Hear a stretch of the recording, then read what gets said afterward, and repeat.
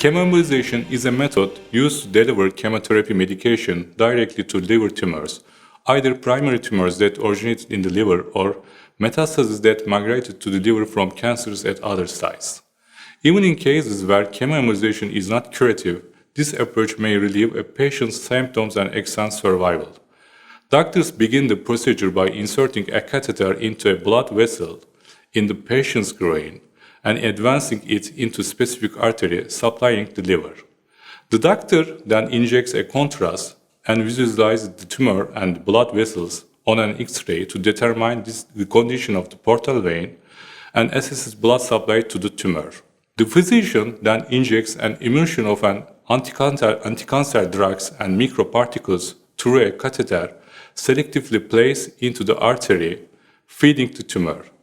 The physician then injects an emulsion of anti-cancer drugs and microparticles through a catheter selectively placed into the artery feeding the tumor.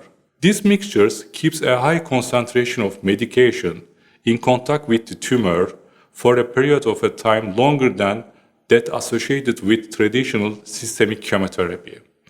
After the treatment is administered, the catheter is withdrawn and the patient can usually return home after an overnight stay in the hospital.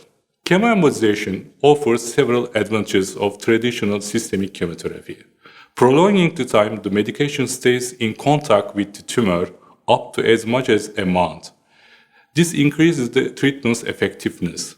Moreover, because the medication is delivered only to the tumor, rather than administered throughout the patient's bloodstream, healthy tissues are spared from side effects, allowing doctors to administer dosages that are up to 200 times greater than those used in conventional chemotherapy. The substances that are part of the injected mixture not only hold the medication in place, but also block the blood supply to the tumor, depriving it of oxygen and nutrition and thereby halting its growth. The substances that are part of the injected mixture not only hold the medication in place, but also block the blood supply to the tumor.